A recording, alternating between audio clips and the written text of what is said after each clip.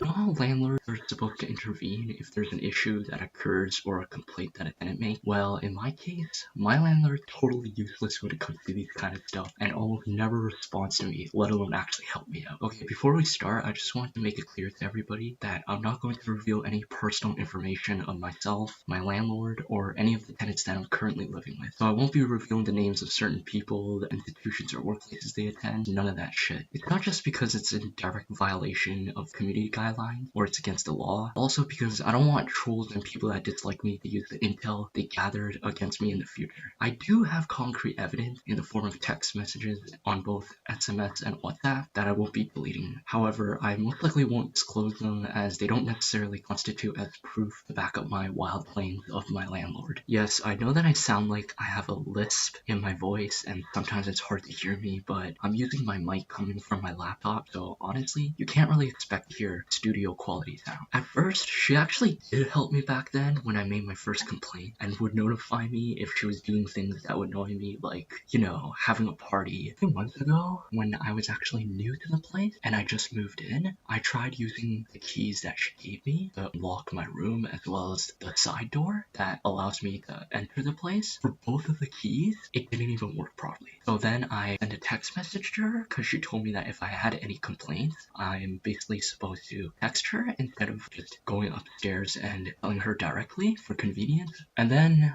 a few hours after, she actually came down, she tested the keys, and once she realized the keys actually didn't work, she went upstairs and then she came back down with 2 new copies of keys that would actually work.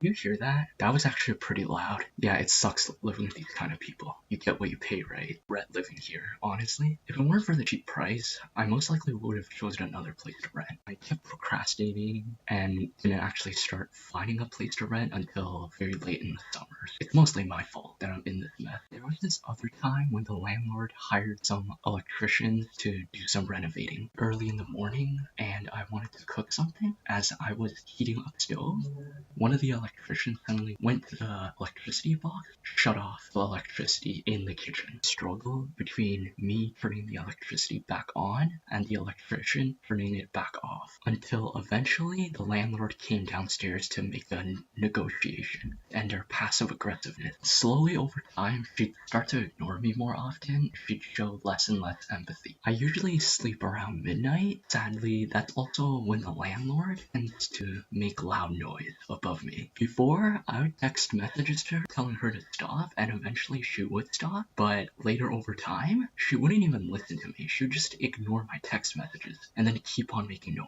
It would be very difficult to sleep. I realized that sending text messages does absolutely nothing. Therefore, I began calling her. I was surprised that calling her directly by phone actually worked and she'd listen to my complaint. Later on, she'd just keep making excuses and not even care about my complaints anymore. About a week ago, the landlord made noise again, like usual, above me, and I called her. Instead of complying with my request, you know what she told me? She told me to cover my ears instead of taking my complaint seriously. Here recently, she stopped giving a crap altogether. A few days ago, I was downloading something off the internet and suddenly I noticed the download stopped working. I checked the Wi-Fi. I technically had internet access, although it was only some sites like Facebook and Google. Other sites, such as Instagram and Steam, didn't seem to work at all, even when I restarted my computer and my phone multiple times. I kept telling the landlord to reset the router, and each time that I did, she just completely ignored me. I also couldn't call her because the Wi-Fi was down, and mobile signal was too weak. About 30 minutes later, the Wi-Fi went back to normal. If I had to choose between believing either the landlord reset the router to fix the Wi-Fi, or somehow the internet managed to fix itself, I'd choose the latter, since